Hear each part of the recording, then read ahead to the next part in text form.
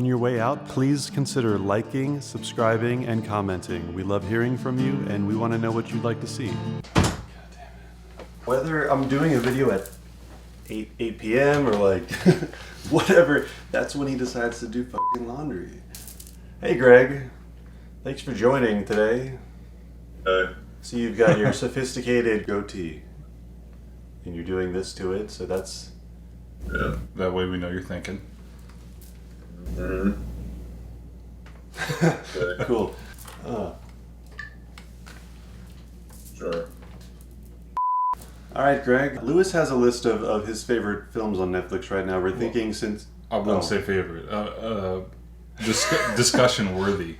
So for the worth of a discussion, we are going to be discussing just a few movies that are streaming right now, things that a lot of people have been getting into recently. Alright, Greg, you start. The Devil All the Time. Oh my god. Canvas film. That was an absolutely amazing film. I haven't seen it yet. Brutal film. I loved that film. Without giving too much away, it really deals in a very raw way with the effects of trauma generationally. I mean, it's an epic film, which I knew going in, but it's very interesting to me how it realistically portrays the ways that even like a person who goes to war, you know, they have PTSD, but how without ever making like your child or someone else go to that same place, you can almost make them go to that place by treating them a certain way. It was really deep, but the religious aspect, it really took me I would say also quickly. the way the portrayal of violence in it, where they show that, you know, violence to a certain degree, you know, one generation is violent, some almost like are violent and they don't have control over it, and then you have ones who are like the serial killer couple, where it's like, it's almost like they're someone where it's like they just want to like pass it on to someone. They want to pass on and like show like their love of violence and everything, and like despicableness and like degeneracy and everything. In the beginning of the film, the narration kind of starts with this guy saying that, well, his father said to him basically, you're having to fight the devil each time you pray. And his son was thinking to himself, well, then he must be fighting the devil all the time. One of the biggest pieces of their relationship was his father taking him to the woods to pray at this like cross that he had made, because he's constantly praying. That question from the kid's standpoint was pretty deep, and I kind of related to that myself. Yeah, so what's the next thing you've been watching? The other film that before that really just blew me away was the Five Blood, Spike Lee's new film. Right now, to me, worthy of the Oscar for Best Picture, Best Director, Best Actor. It's an unbelievable film. It's like if you took aspects of Treasure of Sierra Madre and like The Deer Hunter. An amazingly powerful film. Delroy Lindo gives me the performance of his entire career. It's such a powerful performance. It's like, you know, it literally like, stays with you for days after you watch it. And to me, Chadwick Boseman, when Heath Ledger did like Brokeback Mountain, it's like, oh, this is why this man is going to become one of the greats. Chadwick Boseman in this, even before he passed away and everything, my feeling was like he deserves the Academy Award. He's not going to get that nomination. He should have gotten for the James Brown film, he's 42. For Marshall, definitely. It was probably his most underrated performance ever. What would you say set that story apart? I mean, I really love Spike Lee's writing, but I'm only slightly familiar with that synopsis. Well, it uses like these two time periods. Spike Lee himself actually is a huge fan of The Deer Hunter. It shows that this is like something that these guys, 40 years after everything, they are still living with the ghosts of this in every way. What has happened within society in the last 40 years when it comes to Vietnam? 40 years ago, to most people, Vietnam was, you know, this like hellhole and everything. And now Vietnam is a place where people go and travel, you know, it's just amazing. And the way it shifts in tones constantly, that's the one great thing about Spike Lee's work, is that he is someone who can shift from this very light comedy to heavy drama. There's a moment when you pretty much are on your chair like, oh my gosh. There's very few films and filmmakers that I would say have the ability to do that. Even someone like Villeneuve with Sicario didn't do that for me. How do you feel about Dune getting pushed back again? My feeling is it probably does need to be seen on a bigger screen, but I understand pushing Dune back and everything, but I don't think that should have led to the Batman being pushed back even further. I was pretty bummed by the Dune announcement because I rushed to make sure I could read that whole book before it came out. Oh, wow. And I think it was set to come out in December, so I got the book and I wanted to see the difference between the book David Lynch's Dune and Villeneuve's Dune. I still haven't watched David Lynch's Dune, but I read the book, and the book is so fun. It just sucked me in. Like, I read it, and then I would go to work the next day and just beg for the day to end so I could go back and read the next 3 or 4 chapters. The book itself, so much of it takes place in these characters' minds and how they're being perceived by the people around them, and it's a very psychological book. So I was super excited to see how Denis was going to handle that material. But I do think it's a big screen watch with the stuff that's involved in that movie. They give you a taste in the trailer of the worm. Personally, I wish they didn't show it in the trailer. If they had just shown it kind of coming out of the sand and Paul Maudib's face as he reacted to it would have been more than enough to build the tension. But I mean, that's not something I'd want to watch on my television first. Yeah. Sure. So what's some of the stuff that you've been watching recently, streaming or otherwise? I've been going back through Futurama. I think I've watched it like 3 times through at this point, just back to back, because I love this show so much, and something I can like turn on and pay attention to or not pay attention to. But aside from that, I just watched this film, Incident at Loch Ness. Have you guys heard of that? No. Greg, have you heard of that? Greg's frozen. Gregory? No. Oh, have you heard of... Pause. Have you seen the movie Incident at Loch Ness?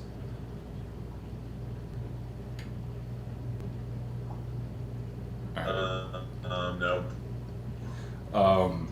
It's this really interesting piece. It's a mockumentary where Werner Herzog is going to go to Loch Ness and do a documentary about kind of the psychology behind believing in monsters. And he was going to call it The Enigma of Loch Ness. He has this producer, Zach Penn, who wrote X-Men 2 and plenty of other movies that we're aware of. Essentially what happens is once they get to the lake, Zach Penn's character starts doing things to make it more of a sensational story, to try to get kind of like more of an excitement about it.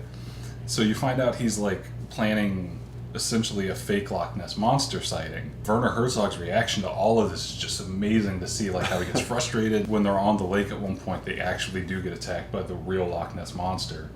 And it's an incredible movie, especially for like film lovers, because you see the process of this film being made.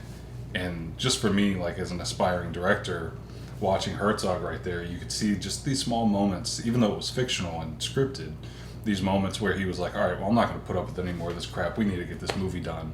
And kind of like that character of his that made Fitzcarraldo and Aguirre Wrath of God possible. And that even comes up in the movie. It's a really good watch. Just search the internet. I know it's on Amazon. It's such an entertaining watch.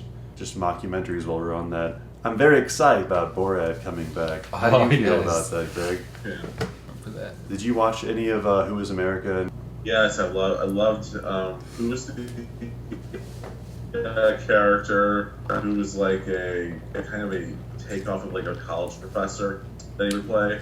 Yeah, the one who went to Mississippi. Is it the blonde one? Yeah, the blonde guy who tried to tell them about building a mosque in the heart of this racist town. Yeah. Oh my gosh, dude. That was one of my favorite And there bits. was the ex-Mossad, the Mossad agent that he played. He had those dudes wearing like strap-ons and stuff, and the Oh my cops God. came around. I'm just in such admiration of Sacha Baron Cohen because, I mean, he has huge balls of steel, apparently, to be confronting, first of all, so many of these people. In a passive way, he's confronting them, but in a way where the part of the entertainment is that they're unpredictable. And in so many ways, they go into the unpredictable realm of, like, hilarious, but what if it could go the other way? There was an article that was recently put out where Sacha Baron Cohen said, I was doing a bit for Borat 2, and the crowd started getting aggressive. And he was at this gun rally, so everyone in the crowd had, like, Oh my God. semi-automatic, full automatic rifles and stuff. And Sasha said, I had a Kevlar vest on, but I still didn't feel safe because that's only going to do so much, and everyone has a weapon. And it got so bad that like he had to be, his security team had to like escort him out. They were trying to drive away, and the crowd surrounded their car and was like rocking the car back and forth. And someone tried to open Sasha's door to drag him out. And in his words, he said, I had to use my entire body strength to pull that door closed and keep it closed until we could get out of that crowd. My feeling is that this is going to probably be the last time he ever does this, at least for, I'm going to say at least the next couple of years, hopefully. I mean, hopefully the next couple of years, given what might happen in November, if people, I don't know, be easier to deal with. I read somewhere that Borat 2 is the first film where he's ever actually a broken character. Actually, he's with I think it's a Holocaust survivor, and he actually does break out of Borat for a moment to tell them who he is and everything. And you see him actually, like, you see the man's soul for a moment. I would like to see that in the movie. I'd also like to even see what you just mentioned, Lewis, in the movie too. I hope there's, even if they try to put some kind of a satirical spin on it, I would like to see the realism of a crowd actually getting angry. You know, he's willing to responsibly, like, lift up these people on a soapbox, even if they're hiding their racism or their whatever. Like, I want to see him put a crowd of people attacking for no reason, for no good reason, up, you know, on a platform like that. But maybe he can, maybe he can't. But I think it would be a great thing to see in a movie, and I have a hard time believing that he wouldn't put that in there. But at the same time, we'll probably cut away before things got, like, too scary. What's something that you've been watching? Well, that's something that I've been watching. I had mentioned this to Greg the other day. I think you maybe said you had seen it too. I watched The Invisible Man. Not yet. Oh, you haven't seen it yet? I didn't absolutely hate it. There was a lot of it that I really enjoyed, but what I didn't like mostly is that, and I know it's not really based on the original book, but in the original book, part of the draw for me was similar to what I got from the movie Joker, where it's like a real personal, close look at someone unraveling into, like, this insanity. And you're hearing about this guy who's experiencing this life where he can no longer be seen and, like, communicate normally with another person, so he feels so isolated, even though he can, like, be everywhere and be unseen. He can be within any group or whatever, you know, he's not a part of it. And that making him into, like, a killer is a very interesting thing for me. I don't think it's much of a spoiler because the movie kind of opens up showing that this guy's really well off. He's some kind of, like, a developer or whatever, but I mean, the invisibility in this, it's a choice in this film. Doesn't it seems to me, and I haven't seen the movie yet, but it seems to me that the invisibility portrayed in the movie is kind of an allegory for power, for what people can get away with when people turn a blind eye, or they're not, you know, holding people to a certain level of standard or whatever. And then the paranoia that causes other people who have to deal with it, who are more victims of it. And, like, I thought that was a good reimagining of the story itself, because I love the original movie. It's just it's a powerhouse of early science fiction filmmaking.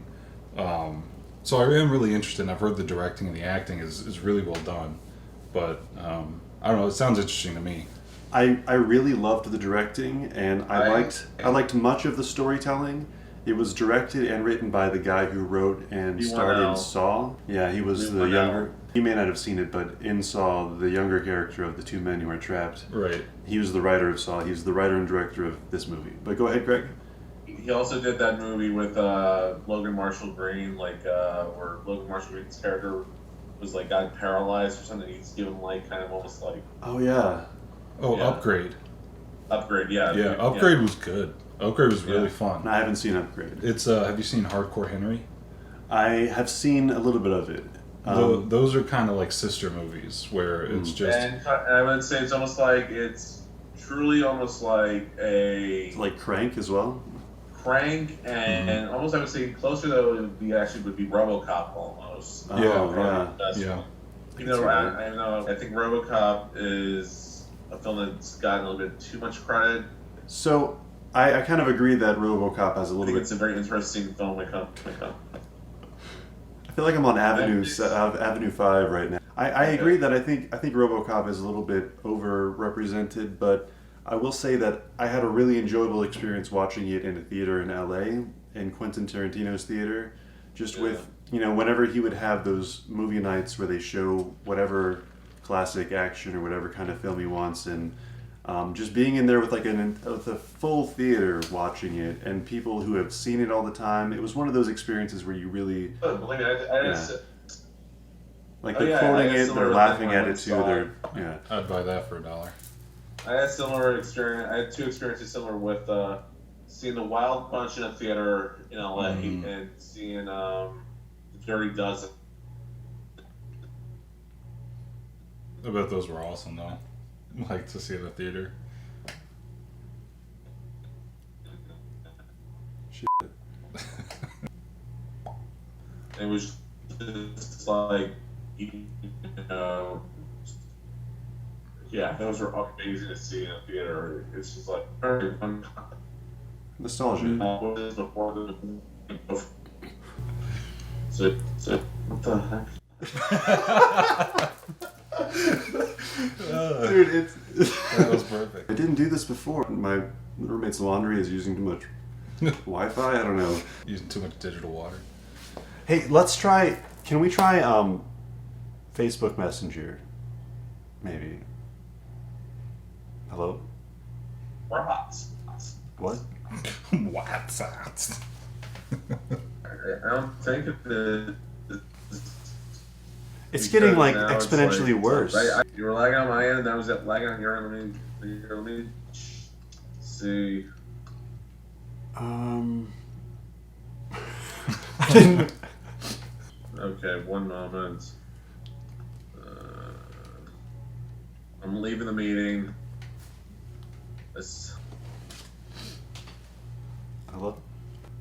How is this happening? This doesn't happen before.